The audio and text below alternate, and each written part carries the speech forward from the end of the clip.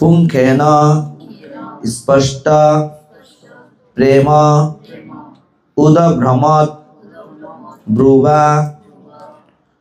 तो सबाई आमार साथे श्लोकेर अर्थ बोलबेन। ताम ताके आह सम्बोधन करे बोलेছিলেন ललितम अत्यंत स्निग्ध स्वरे वीर वीर सवीर लज्जायुक्त स्मित स्मित हेसे शोभानाम अत्यंत सुंदरी स्निग्धेन काम वासना द्वारा अपांग पुंखेन अपांग पुंखेन कटाक्षरूप बाणेर द्वारा स्पष्ट विद्ध हये प्रेम उद्भ्रमत प्रेम उत्पादनकारी भ्रुवा भ्रुजुगलेर द्वारा। तो श्लोकेर अनुबाद सबाई आमार साथे बोलबेन। वीर पुरंजर सेई अत्यंत सुंदर रमणीर भ्रुजुगल ओ हास्योज्ज्वल मुखमंडलेर द्वारा आकृष्ट हयेছিলেন এবং তিনি তখনই তার কাম বাসনারূপী বাণের দ্বারা বিদ্ধ হয়েছিলেন। যখন সেই রমণী লজ্জাভরে হেসেছিলেন তখন পুরঞ্জনের কাছে তাকে সুন্দর মনে হয়েছিল, যিনি বীর হওয়া সত্ত্বেও তাকে সম্বোধন না করে পারলেন না।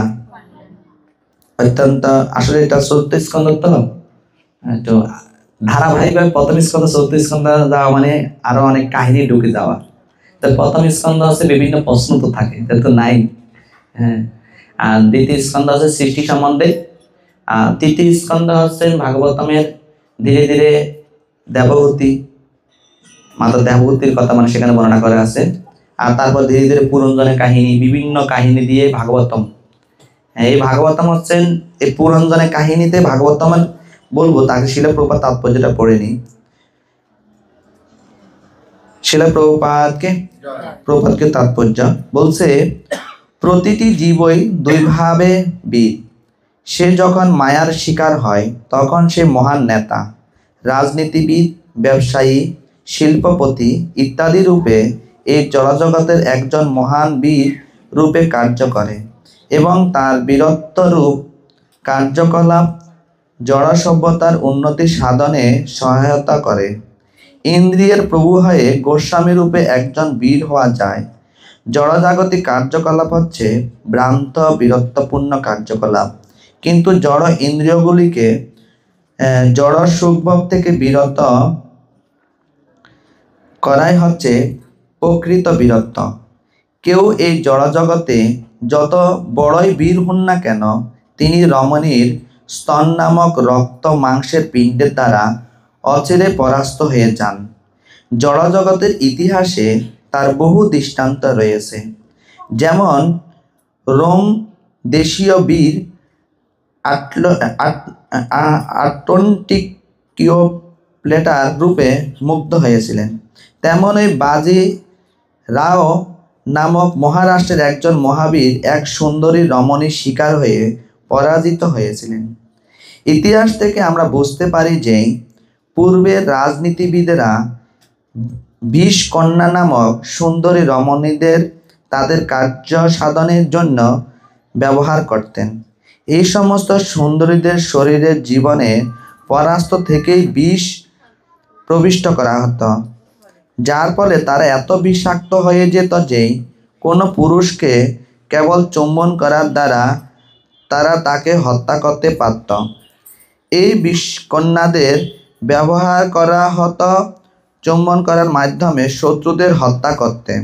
মানব সভ্যতার ইতিহাসে এরকম বহু দৃষ্টান্ত রয়েছে যেখানে বড় বড় বীরেরা রমণীদের দ্বারা পরাভূত হয়েছেন। ভগবান শ্রীকৃষ্ণের বিভিন্ন অংশ হওয়ার ফলে জীব স্বভাবত একজন মহাবীর, কিন্তু সে তার নিজের দুর্বলতার জন্য জড়জগতের প্রতি আকৃষ্ট হয়। কৃষ্ণ বহির্মুখ হইয়া ভোগবাঞ্ছা করে, নিকটস্থ মায়া তারে ঝাপটিয়া ধরে। প্রেম প্রেম বিবর্ত গ্রন্থে বলা হয়েছে যে জীব যখন কৃষ্ণ বহির্মুখ হয়ে জড়া প্রকৃতি ভোগ করতে চায় তৎক্ষণাৎ সে মায়ার শিকার হয়। জীবকে জোর করে এই জড় জগতে পাঠানো হয় না।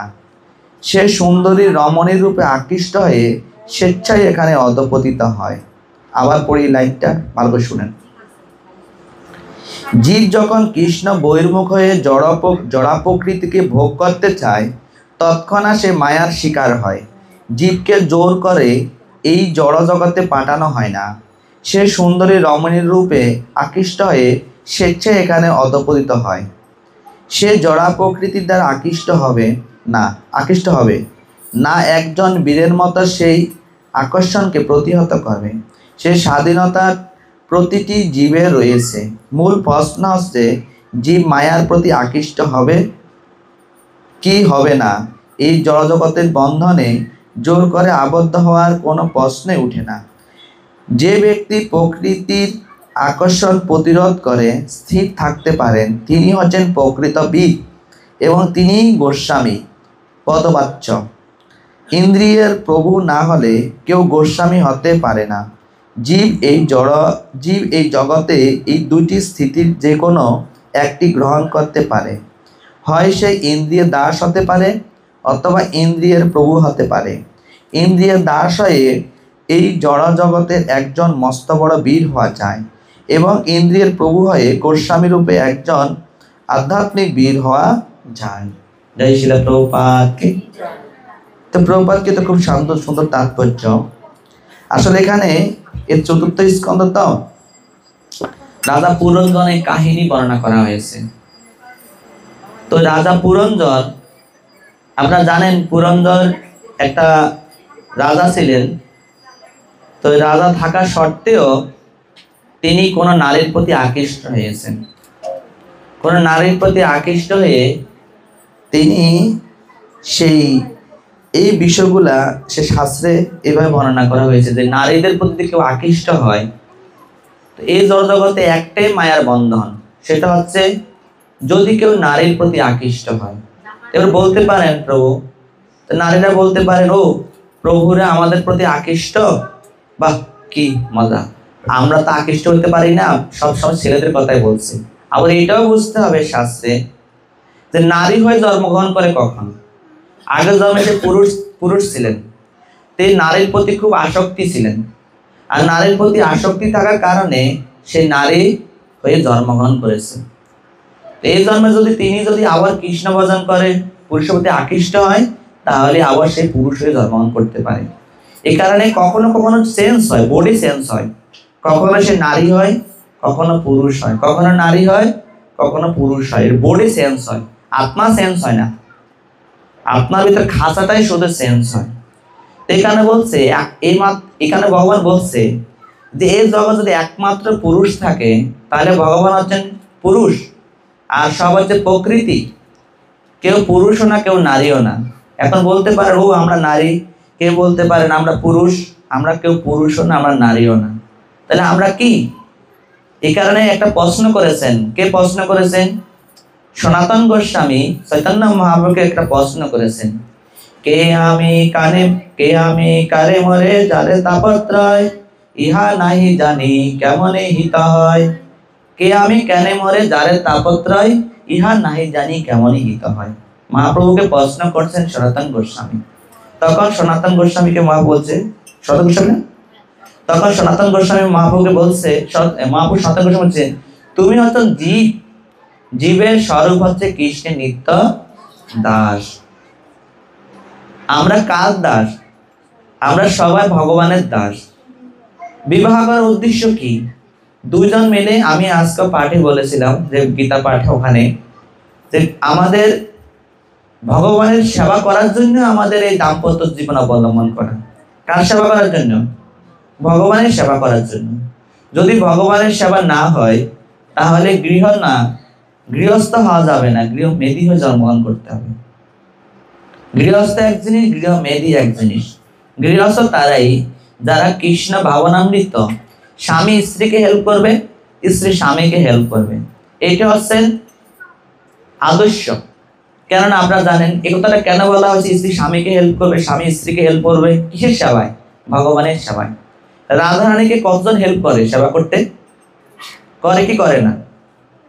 তাহলে আমরা সবাই কি আমরা প্রতিদিন গাই না তুলসী আরতিতে, এই নিবেদন ধর সখীর অনুগত কর, সেবায় অধিকার দিয়ে কর নিজ দাসী। তো মহাবু কি বলছেন? মহাবু বলছেন নাহম বিপ্র ন চন্দ্রপতি নাভি বৈশ্য ন সূত্র নাহম বনি ন চগীয়পতি ন বনসতিবা কিন্তু পদ্ম নিখিল পরমানন্দ পূর্ণ মিতাব্দে গোপী ভট্ট পদ কমলয়োর দাস ও দাসানু দাস। আমি ব্রাহ্মণ নই, ক্ষত্রিয় নই, বৈশ্য নই, শূদ্র নই, তাহলে আমি কে? আমার কি পরিচয়? আমি হচ্ছি, মহাবু বলছেন, আমি হচ্ছি গোপী ভট্ট পদ কমলয় দাস ও দাসানু দাস। তাহলে আমরা এই বিবাহ দাম্পত্য জীবন কেন করবেন আপনারা? এই দাম্পত্য জীবন উদ্দেশ্য হচ্ছে স্বামী স্ত্রী উভয় মিলে ভগবানের সেবা করার জন্য, তারা কৃষ্ণকে ভালোবাসার জন্য। এই জগতে কৃষ্ণ হচ্ছেন পরম বন্ধু। এখানে ভগবান বলছে সুহৃদম সর্বভূতানাং জ্ঞাত্বামাং শান্তিমিচ্ছতি। এই জগতে যদি কোনো বন্ধু থাকে, একমাত্র বন্ধু হচ্ছে আমি তোমার বন্ধু। বুঝতে পারে না? আমি বিনা বন্ধু আর কে আছে তোমার? একমাত্র বন্ধু থাকলে কৃষ্ণ হচ্ছেন আমাদের বন্ধু। স্বামী স্ত্রী আমাদের, তারা আমার বন্ধু না, কিন্তু স্বামী স্ত্রী কি হচ্ছেন? তারা হচ্ছেন ভগবানের সেবক। কার সেবক? বিবাহ করার উদ্দেশ্য কার সেবা করার জন্য? স্ত্রী স্বামীর সেবা আর স্বামী স্ত্রীর সেবা এরকম নাকি? সেটা ঠিক, এটা থাকবেই। বিশেষ করে স্ত্রীর স্বামীর সেবা থাকবে, স্বামী পতির সেবা করতে হবে, এটা শাস্ত্রে আছে। কিন্তু মূল কি? একটা মুখ্য, একটা গৌণ। মুখ্য উদ্দেশ্য কি? ভগবানের সেবা করা। দুইজন মিলে কেউ সকালে রান্না করবে, কেউ অর্চন করবে, কেউ অনেক সময় প্রভুরা কি হয়, প্রভুদেরও কর্তব্য আছে যে তারা সারাদিন যদি কিছু নাই করে, যদি অর্চন করে, ভগবানকে অর্চন করে, শুধু মোসে চিত্রপট মোসে অর্চন করে, বলছে অর্চন করার মাধ্যমে তাদের হৃদয় চিত্ত নির্মল হবে। অর্চনে কিন্তু অর্চনের একটা ফল আছে, অর্চন করলে কি লাভ হয়? চিত্ত নির্মল হয়। কারো চিত্ত যদি উদ্বিগ্ন থাকে, যেমন অনেক সময় না প্রভুদের চিত্ত অনেক সময় খুব দোকান টোকানে যায়, মেজাজটা একটু খিটখিটে থাকে, খুব গরম থাকে, কারো বোর সাথে কথা বলতে আসলে মাথায় সাথে আর কোনো কথা নাই, সরা সরা কথা, মানে এরকম হচ্ছে কিনা? তো কারণ কি? এর পিছনে একটা জিনিসের, সেটা হচ্ছে সে ভগবানের অর্চন করে না। আর অর্চন না করার কারণে সেই হৃদয়টা খুব জ্বালাতন করে। দেখবেন সকালবেলা যে স্বামী সকালবেলা সে অর্চন করে যাবে, তার সারা দিন খুব ভালো যাবে। এটা একটা 100%, যারা করে তাদের কাছ থেকে শুনবে কি। হ্যাঁ, রান্নার থেকে কিন্তু অর্চনটা খুব প্রভুদের জন্য গুরুত্ব। আর মাতাজিরা রান্না করবে, সন্ধ্যা আরতি, তুলসী আরতি, গৌর আরতি, এগুলো মাতাজিরা করতে পারে, কোনো সমস্যা নেই। কিন্তু অর্চনটা কমপক্ষে প্রভুরা করা উচিত, হৃদয় নির্মল হওয়ার জন্য। তাহলে এভাবে যদি আমরা উভয়ে, এখানে আমাদের বলছে একটা নারী একটা ছেলের প্রতি আকৃষ্ট, একটা ছেলে একটা নারীর প্রতি আকৃষ্ট। এখানে শুধু যে ছেলেরা যে নারীর প্রতি আকৃষ্ট তা না, আবার মেয়েরা যে ছেলের প্রতি আকৃষ্ট তা না। তো রূপ গোস্বাই পাদ একটা প্রার্থনা করেছেন, হে ভগবান, একজন যুবক যুবতী যেভাবে পরস্পর প্রতি আকৃষ্ট হয়, তার চেয়ে বেশি যেন আমি তোমার প্রতি আকৃষ্ট হতে পারি। এটা রূপ গোস্বামীর তো প্রার্থনা। রূপ গোস্বামী বলছে একজন যুবক যুবতী যেভাবে পরস্পর প্রতি আকৃষ্ট হয়, তার চেয়ে বেশি যেন কার প্রতি আকৃষ্ট হতে পারি? ভগবানের প্রতি। তাহলে মাত্রাটা কার কাছে বেশি থাকবে? মাত্রাটা কার বেশি থাকবে? ভগবানের দিকে বেশি কিনা? তার স্ত্রীর থেকে তার ভগবানের প্রতি ভক্তিটা বেশি কি কম? বেশি। একটা নারী একটা ছেলে যতটুকু তাদের আকৃষ্ট, তার চেয়ে ভগবানকে দেখলে তারা এরকম আকৃষ্ট। এই কারণে সকালবেলা ভগবান কোটি গুণকীর্তন করা উচিত। ও ভগবান, তুমি কত সুন্দর পোশাক পরেছ, দেখতে খুব ভালো লাগতেছে তোমাকে, হ্যাঁ অনেক সুন্দর তোমার পায়ের নপুর, হ্যাঁ এই যে বলতে প্রভু আমার তো চিত্রপট, আমি তাতে কিভাবে বলবো? চিত্রপটে আপনি গুণকীর্তন করেন, দেখবেন ভগবান আপনার প্রতি প্রসন্ন হবে। ধ্রুব মহারাজ যখন ভগবানকে লাভ করছেন, আমি যখন পূজারি ক্লাস দিই, বিভিন্ন জায়গায় বলি যে শঙ্খেরও কাহিনী বলি, কেন শঙ্খ দিয়ে আমরা এই শঙ্খের জল আমরা মাথায় দিই। তাই একটা কাহিনী বলি, যে পূজারি ক্লাসের একটা কাহিনী বলি, এই শঙ্খের জলটা আমরা কেন মাথায় দিই না, কারণ শঙ্খের জল আমরা খাই না কেন? এটা শান্তি বর্ষিত করে। কারণ ধ্রুব মহারাজ যখন তিনি ভগবানকে লাভ করলেন, তখন ভগবানকে লাভ করার পরে তিনি বলছেন, আমি আর রাজ্য চাই না, পিতার কোলে বসতে চাই না, আর আমি বড় রাজ্য চাই না। আমি কাজ করতে গিয়ে হীরা পেয়ে গেছি, আমি এখন তোমাকে চাই। কিন্তু ভগবানকে যখন লাভ করছে, লাভ করার পরে আর কোনো ভগবানের আর গুণময় বলতে পারতেছে না। এখন ভক্তরা কি করে? ভগবানকে দেখা মাত্র কি করা উচিত? গুণমহিমা স্তুতি করা উচিত। যেমন সবাই কিন্তু স্তুতি করে, ব্রহ্মা কিন্তু স্তুতি করছে, ভগবানকে জানে, কি বলছে?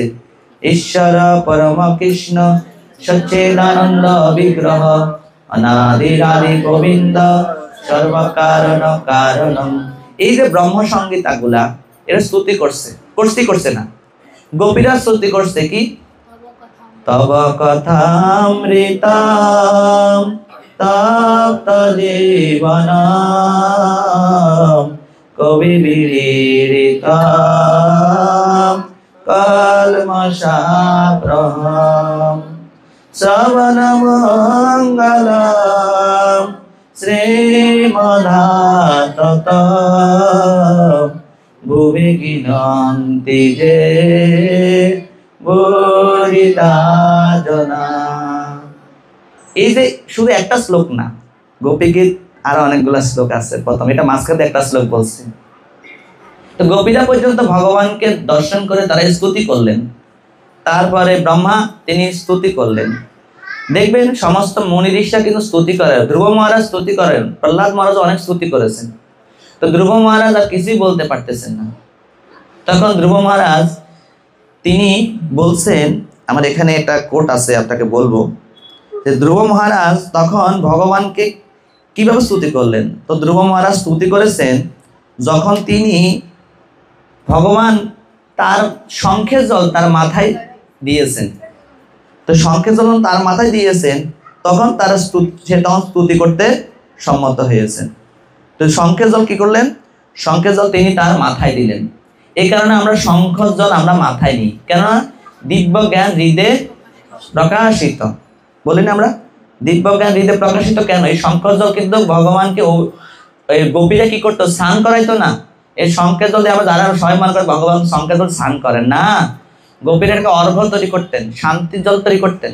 এখানে ধান, এখানে দুর্বা থাকে, কুশ থাকে, তারপরে হচ্ছে এখানে আতপচাল থাকে, গঙ্গা জল থাকে। ওটা দিয়ে গোপীরা কি করতেন? কৃষ্ণের মস্তকে, তারা রাধা গোবিন্দের মস্তকে দিতেন, শান্তি বর্ষিত করতেন। তো এই শান্তির জল যখন আমরা মস্তকে নিই, তখন আমাদেরও দিব্যজ্ঞান প্রকাশিত হবে। তো শিল প্রভুপাদ দুদিন আগে আমরা কোট দেখলাম। তো শিল প্রভুপাদ বলছে বিষ্ণু হাতে 4 হাত কেন? তো বলছে 2 হাত কি জন্য? 2 হাত 4 হাত কি জন্য? বলছে শঙ্খ চক্র গদা পদ্ম, এবং শঙ্খ এবং চক্র হচ্ছেন, গদা এবং চক্র হচ্ছেন অসুরদেরকে বিনাশ করার জন্য। গদা এবং চক্র হচ্ছেন, প্রভুপাদ বলছেন যে গদা এবং চক্র হচ্ছেন অসুরদেরকে বিনাশ করার জন্য, আর পদ্ম আর শঙ্খ হচ্ছেন ভক্তদের কল্যাণ করার জন্য। সেটা দেখতে পাচ্ছেন না? শঙ্খের জল দিয়ে ধ্রুব মহারাজকে আশীর্বাদ করেছে কিনা? ধ্রুব মহারাজ না আশীর্বাদ না করলে তো দিব্যজ্ঞান স্তবস্তুতি করতে পারতো না। স্তবস্তুতি একটা পড়বো আমি এখন এই ধ্রুব মহারাজের, যত ধ্রুব মহারাজের কথা বলছি হঠাৎ করে আমার এখানেও আছে। তারপরে আর পদ্ম কিসের কাজ করে? প্রহ্লাদকে যখন পাহাড় থেকে ফেলে দিয়েছে, তখন কি করলো? পাহাড় থেকে যখন প্রহ্লাদকে যখন তার বাবা ফেলে দিয়েছিল, তখন কি করলো? তার ভগবান তার হাত থেকে পদ্ম ছেড়ে দিয়েছে এই ধ্রুবকে, প্রহ্লাদকে রক্ষা করার জন্য। তিনি গিয়ে ঠিক কোমল পদ্মের পরে পড়লেন। পদ্ম কি শক্ত না কোমল? একবার কোমল কিনা? এই কারণে ধ্রুব মহারাজ গিয়ে পদ্মের উপরে বসে আছেন। এই কারণে ভগবানের যে পদ্ম এবং শঙ্খ, এই দুইটা হচ্ছে ভগবানের ভক্তকে রক্ষা করার জন্য, সুরক্ষা দান। একটা ভক্তকে রক্ষা করে, আর একটা দিব্যজ্ঞান হৃদয়ে প্রকাশিত করার জন্য, তাকে দিব্যজ্ঞান যেন হয় তার জন্য শঙ্খ রাখে। শঙ্খটা কোনো সংহারের জন্য না, শঙ্খটা বাজানোর জন্য না, শঙ্খটা হচ্ছে যেন জল দিয়ে তার মাথা, তার দিব্যজ্ঞান দিতে। কিন্তু আমরা শঙ্খের জল মস্তকে নিকিন না। সবাই কোথায় নিই শঙ্খের জলটা? খাই না কেন? জানে না তো, খাই না কেন? এটা খাই না কেন? এটা তো দিব্যজ্ঞান তো মস্তকে থেকে আসবে, এটা তো মস্তকে ধারণ করি এটা। হ্যাঁ, দিব্যজ্ঞান দিতে প্রকাশিত।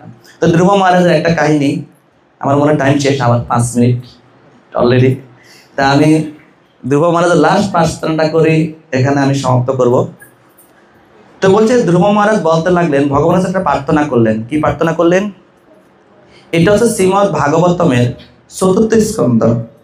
এর 4th স্কন্ধ এখানে আছে। 4th স্কন্ধ 9ম অধ্যায় এখানে আছে। হ্যাঁ, এটা দ্বিতীয়। ও আচ্ছা, দ্বিতীয় ভাগ। আচ্ছা, প্রথম মহারাজ এখানে। হ্যাঁ, তো 4th স্কন্ধ 2য় ভাগ, মানে এটা তো প্রথম ভাগের কথা, এখানে নাই, এটা 2য় ভাগ। হ্যাঁ, ঠিক আছে, রাইট, 2য় ভাগ। তো বলছে 2য় ভাগ হচ্ছে, এখানে বলছে ভক্তি মোহ প্রবাহতম, আমার লাগবে না, আমি বলি আপনাকে। ভক্তি মোহ প্রবাহতম তৈ মে প্রসঙ্গে ভুয়াদনন্ত মহতম অমলাশয়নম ইয়রঞ্জসেনলবন উরু ব্যাসনমগদ্বি নিঃস্বভবৎ গুণ কথা অমৃত পানমত্ত। তো এই শ্লোকের অনুবাদ বলছে, ধ্রুব মহারাজ বলতে লাগলেন, হে অনন্ত ভগবান, আগে মহিমা কীর্তন, আগে শুধু ভগবান বলেন নাই, ভগবান আগে কি বলছে? অনন্ত, মানে আপনার সীমা নেই। আগে মানে গুণ কীর্তন। কি বলছে আগে? আমরা তো কারোর বলে ফেলি, প্রভু শুনে নেই, কারো বলে তো আমরা গুণ কীর্তন করি না। কিন্তু ধ্রুব মহারাজ কি কথা, এই দিব্যজ্ঞান লাভ করার পরে ধ্রুব মহারাজ, এখানে দিব্যজ্ঞান আছে, এখানে লাভ করার পরে আগেই তিনি গুণ কীর্তন। কি গুণ কীর্তন? হে অনন্ত ভগবান, প্রথমে শুরু করছে, কৃপা করে আপনি আমাকে আশীর্বাদ করুন। এবার আশীর্বাদ চাচ্ছে। কি আশীর্বাদ চাচ্ছে ধ্রুব? যেন নিরন্তর আপনার সেবা যুক্ত শুদ্ধ ভক্তদের আমি সঙ্গ লাভ করতে পারি। ধ্রুব বলছে, আপনার সেবা যারা যুক্ত সেসব শুদ্ধ ভক্তদের যেন আমি সঙ্গ লাভ করতে পারি। আমরা জানি সেসব শুদ্ধ ভক্তদের কথা মানি। শুদ্ধ ভক্ত সঙ্গ মানে কি? সবু উঠানো শুদ্ধ ভক্তের সঙ্গ না। শুদ্ধ ভক্তরা কৃষ্ণ কথা বললে সেগুলো আমাদের হৃদয়ে পালন করাকে বলা হয় শুদ্ধ ভক্ত। তো কৃপা করে আপনি আমাকে আশীর্বাদ করুন, যেন নিরন্তর আপনার সেবা যুক্ত শুদ্ধ ভক্তদের আমি সঙ্গ লাভ করতে পারি। এই প্রকার দিব্য ভক্তরা সম্পূর্ণরূপে নিষ্কুলস। এর উপর ভক্তরা সম্পূর্ণ নিষ্কুলস, তাদের কোনো চাওয়া নেই। আমার পূর্ণ বিশ্বাস রয়েছে যে ভগবত ভক্তির প্রভাবে আমি জ্বলন্ত অগ্নির তরঙ্গ সমন্বিত। কি বলছে দেখুন, ধ্রুব মহারাজ কি বিশ্বাস, শুনেন বিশ্বাস কি। ধ্রুব মহারাজ বলছেন, আমার পূর্ণ বিশ্বাস রয়েছে যে ভগবত ভক্তির প্রভাবে আমি জ্বলন্ত অগ্নির তরঙ্গ সমন্বিত ভয়ঙ্কর ভব সমুদ্র পার হতে পারবো। যদি সেটা পূর্ণ ভাগবত রেখে 4 বার পরিক্রমা করে, তিনি সমস্ত তীর্থের ফল লাভ করতে পারবে। সেটার প্রমাণ কি? গিরিরাজ সনাতন গোস্বামী সবসময় গিরি গোবর্ধন পরিক্রমা করতেন। তো একদিন সনাতন গোস্বামী আর পরিক্রমা করতে পারতেছেন না। তো একদিন যখন পারতেছেন না, তখন সনাতন গোস্বামী কৃষ্ণ স্বয়ং আবির্ভূত হয়ে গেছেন। সনাতন, তুমি 22 কিলো গিরি গোবর্ধন পরিক্রমা করতেন, কম না কিন্তু। আমরা করি অনেক সময় 6 ঘন্টা লেগে যায়, 6 ঘন্টা লেগে যায়। 6 ঘন্টায় কম হাঁটা, পায়ে তো ব্যথা হয়ে যায়। কদিন এরকম শুয়েও যেতাম রাস্তার মধ্যে, এরকম অনেকদিন শুয়েও যেতাম রাস্তার মধ্যে। এখনো কষ্ট হয়, পায়ে এরকম বড় ফোসকা পড়ে যাবে, যন্ত্রটা পড়ে যাবে। আর সনাতন গোস্বামী প্রতিদিন গোবর্ধন পরিক্রমা করতেন। একদিন তিনি আর পরিক্রমা করতে পারতেছেন না।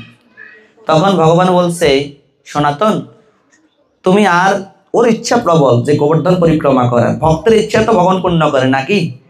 বৃদ্ধ হয়ে গেছে, আর পারতেছে না। তখন ভগবানের কাছে মনে খুব আফসোস, হায় হায়, আমি এত অকেজো হয়ে গেছি, সনাতন গোস্বামী বৃদ্ধ হয়ে গেছে, তো আমি এত অকেজো হয়ে গেছি, আমি আর গোবর্ধন পরিক্রমা করতে পারছি না। মনে মনে কান্না করতেছেন। আর ভগবান তার সামনে আবির্ভূত হয়েছে, সনাতন, তুমি কোনো চিন্তা করো না, তোমাকে আমি এই শিলা দান করলাম। এতটুকু শিলা আপনারা দেখতে পান বৃন্দাবনে, যেখানে প্রভুপাদ এই ভাগবত কথা লিখছে রাধা দামোদর মন্দিরে। যে রাধা দামোদর মন্দিরে সবসময় পড়েন না গীতার, প্রভুপাদ রাধা দামোদর মন্দিরে ছিলেন। সেই রাধা দামোদর মন্দিরে সেখানে এতটুক পর্যন্ত একটা গোবর্ধন। সেই গোবর্ধনে কি কি আছে? ভগবানের বাঁশি চিহ্ন আছে, ভগবানের পায়ের চিহ্ন আছে, গাভীদের খুরের চিহ্ন আছে। এই সমস্ত কিছু ভগবান এই যে এটুক গিরিরাজের মধ্যে সব দিয়ে দিছে। সনাতন বলে, সনাতন, তুমি যদি এই গিরি গোবর্ধন এটা পরিক্রমা করো 4 বার, তাহলে তোমার যে ওই যে 22 কিলো যে গিরি গোবর্ধন, সেই গিরি গোবর্ধনের ফল তুমি লাভ করতে পারবে। সাক্ষাৎ ভগবান সনাতন গোস্বামীকে দিয়েছে। তা আমরা ভগবানকে ওই যে বলছেন আমরা তীর্থ ভ্রমণ করি, তীর্থ কোথায়? তীর্থ এই ভাগবতের সঙ্গে আছে। ভাগবত কৃষ্ণ যেখানে সেখানে তীর্থ, তীর্থ অন্য কোথাও নেই। কৃষ্ণ যেখানে সেখানে তীর্থ। এই ভাগবতম দেখে আপনি পরিক্রমা করুন, আপনি সাক্ষাৎ ভগবানকে পরিক্রমা করতে পারবেন। তো যা এখানে বললাম, এই ভাগবতম পরিক্রমা মানে কৃষ্ণকে পরিক্রমা করা। যে টাকা দিয়ে মোবাইল কিনবেন, চেষ্টা করেন সেই টাকা মোবাইল কিনবেন, যদি দরকার কিনতে হবে, কিন্তু তার চেয়ে বেশি গুরুত্ব আছে ভাগবতমে। এখানে ভাগবতমকে আপনার গুরুত্ব দিয়ে আপনারা আপনাদের বাড়িতে ভাগবতম নিয়ে যাবেন। 16,000 টাকা না 17,000 টাকা ভাগবতমের দাম।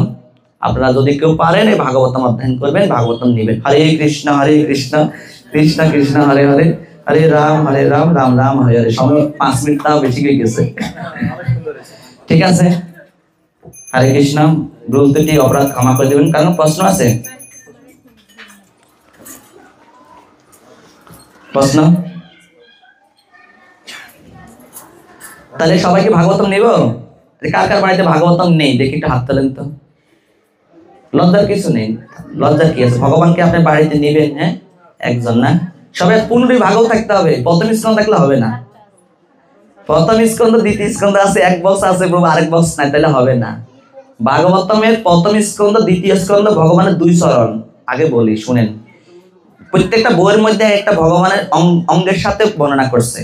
প্রথম স্কন্ধ দ্বিতীয় স্কন্ধ 2 চরণ, তৃতীয় চতুর্থ হচ্ছে ভগবানের 2 উরু, না তৃতীয় এবং চতুর্থ হচ্ছে ভগবানের 2 উরু, পঞ্চম হচ্ছে ভগবানের নাভি, ষষ্ঠ হচ্ছে ভগবানের বক্ষ, সপ্তম অষ্টম হচ্ছে ভগবানের 2 বাহু, নবম হচ্ছে ভগবানের কণ্ঠ, দশম স্কন্ধ হচ্ছে ভগবানের মুখমণ্ডল, একাদশ স্কন্ধ হচ্ছে ভগবানের ললাট, আর দ্বাদশ স্কন্ধ হচ্ছে ভগবানের মস্তক। এই কারণে দ্বাদশ স্কন্ধরূপী ভাগবতম, এই ভাগবতম সাক্ষাৎ রাখতে হবে। তাহলে ভাগবতমের অশেষ যে ভগবানের কৃপা লাভ করতে পারেন। কেউ 1 বক্স 2 বক্স থাকলে হবে না, পূর্ণ ভাগবত রাখতে হবে।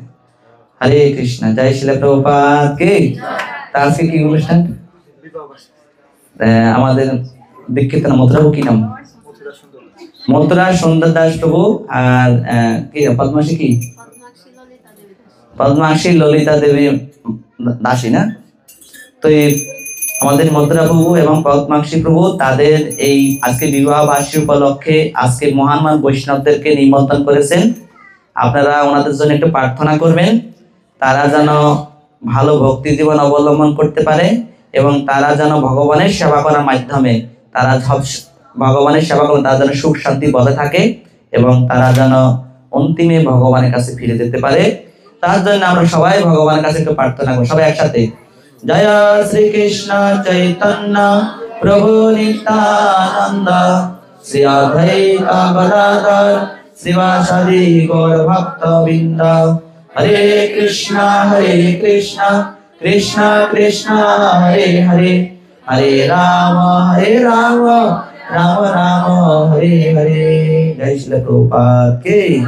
অনন্ত কোটি বৈষ্ণব ভক্তবৃন্দ কি জয়। জানি তাই গৌর সীতানাথ কীর্তন না